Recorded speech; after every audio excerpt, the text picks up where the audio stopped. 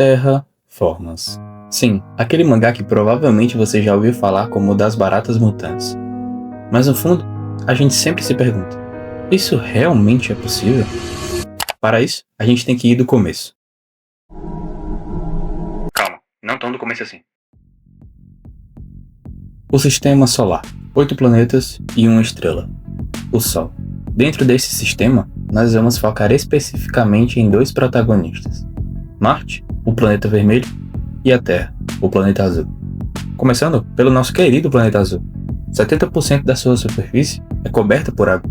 30% é terra onde estão situados os continentes.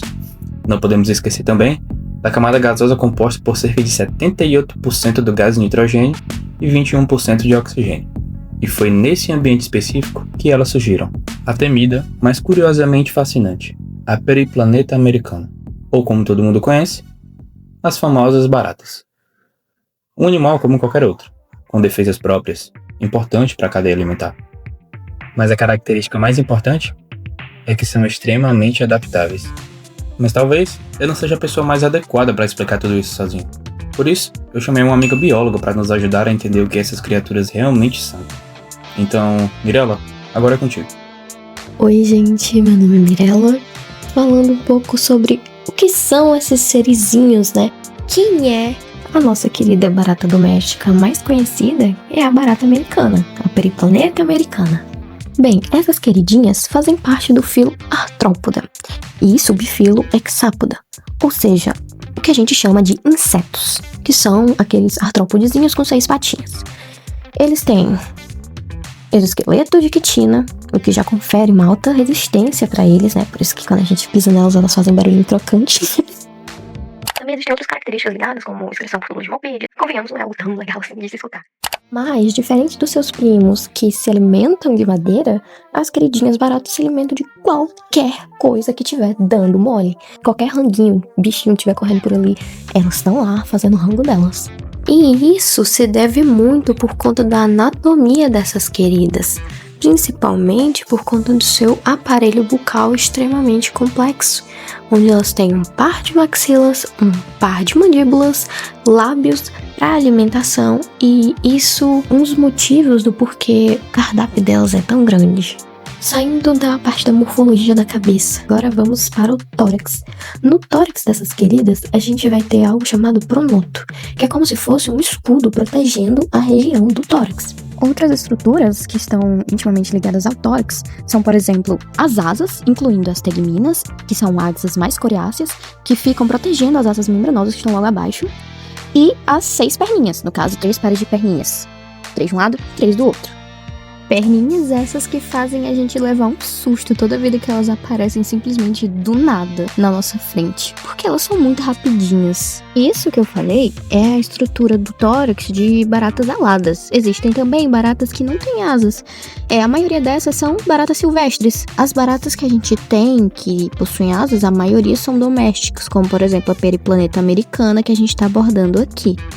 Primeiramente, que no abdômen a gente vai ter estruturas chamadas espiráculos, que é basicamente a abertura do sistema respiratório, por lá que o oxigênio vai entrar. E indo mais adiante, próximo à saída, né, ao ânus da barata. Oh meu Deus, nunca imaginei que eu falaria uma frase dessa na minha vida. Como eu falei, tinha um ânus, e próximo ao ânus das baratas possuem estruturas que são como se fossem antenas curtinhas, chamadas de cercos, e também vão atuar nessa parte sensorial de sentir vibrações e estímulos, por exemplo, de temperatura e umidade. E além disso, as baratas possuem desenvolvimento hemimetábulo, ou seja, as baratas jovens se parecem com adultos, só que com ausência de asas, né? Asas funcionais. Elas vão ter uma estruturazinha que se assemelha, que vai se tornar uma asa futuramente, mas que não funciona para voar. O que faz com que o ciclo de vida dela seja bem mais rápido. Marte, o planeta vermelho. À primeira vista, ele parece quase familiar, mas tudo isso, só aparência. O verdadeiro problema de Marte é o que não está lá, a sua atmosfera. Enquanto a Terra possui uma atmosfera densa, espessa e muito protetora, Marte tem uma atmosfera extremamente fina.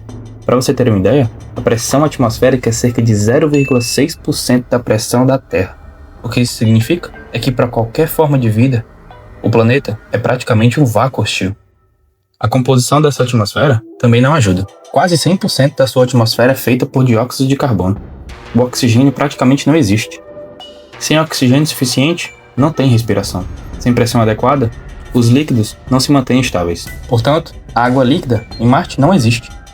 Ela evapora ou congela. E é exatamente aqui que entra a terraformação. Porque, para aquelas baratas existirem, Marte teria que ser um planeta completamente diferente do que ele é hoje.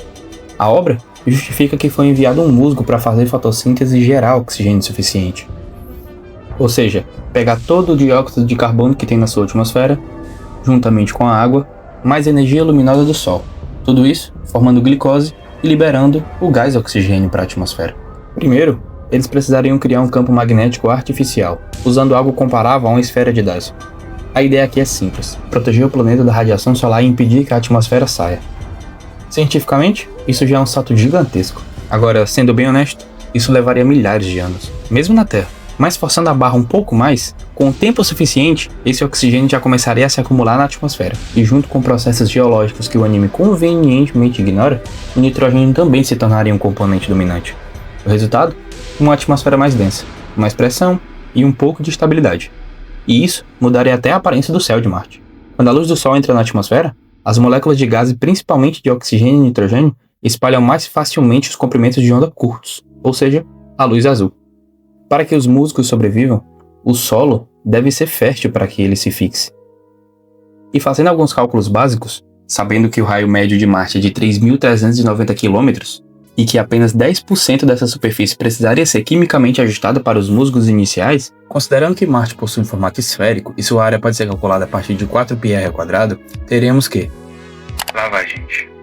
4 vezes π, considerando 3,14 vezes o raio, que é aproximadamente 3.390 km², teríamos cerca de 144 milhões de km². Porém, como precisamos de cerca de apenas 10% da superfície do planeta coberta, seria 14 milhões de km² de terreno apropriado. Sabendo que o fungo não precisa de um solo muito profundo, e considerando apenas 10 centímetros dessa profundidade, teríamos que 14 milhões de km² multiplicado por 0,1 metros dos 10 centímetros de profundidade que consideramos, 1,4 trilhões de metros cúbicos de superfície coberta por musgo necessário. O pH do solo marciano é por volta de 8. Isso devido à alta concentração de minerais basálticos no solo. Para que o musgo conseguisse sobreviver em plena capacidade, ele precisaria além de água constante, pois o musgo é do filo das briófitas e não possui vasos condutores, o pH deveria ser por volta de 5. Ou seja, para diminuir o pH do solo de 8 para 5, considerando que a escala de acidez é uma escala logarítmica, e de 8 para 5 seria como saltar 1000 vezes. Isso significa que precisaríamos mudar toda a química do solo de Marte para a sobrevivência do musgo. Essas seriam as condições necessárias para que o planeta ficasse exatamente como a série demonstra. Como a Mirella explicou, as baratas são insetos, e isso impõe limites muito claros como já explicados. Já as baratas de terraformas possuem um sistema muscular complexo, o corpo com segmentação bilateral, um endoesqueleto funcional para organismos grandes, sistema pulmonar eficiente para uma troca gasosa e um aumento de energia disponível, e uma capacidade curiosa de vocalização.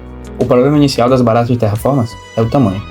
Seu exoesqueleto ficaria pesado demais. As traqueias não suprem o oxigênio necessário. Uma barata gigante do jeito que ela é hoje não funcionaria. E é aqui que a obra introduz o vírus AE. Ele não faz a barata evoluir aos poucos ao redor de milhares de anos como foi na Terra, e sim força uma reestruturação completa do organismo. Para sustentar um corpo grande, a barata precisaria abandonar o exoesqueleto de quitina, passar a ter um endoesqueleto, pois com músculos internos o corpo consegue gerar mais força, contração mais eficiente e um sistema de alavancagem muito mais funcional. O sistema respiratório dos insetos simplesmente não escala.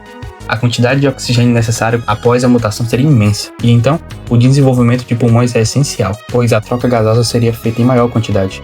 O oxigênio entraria no sangue e passaria a gerar mais energia no transporte ativo. É assim que nasceria o monstro de terraformas. Impossível? Provavelmente sim, mas com as condições ambientais certas, poderíamos, possivelmente, ter algo parecido.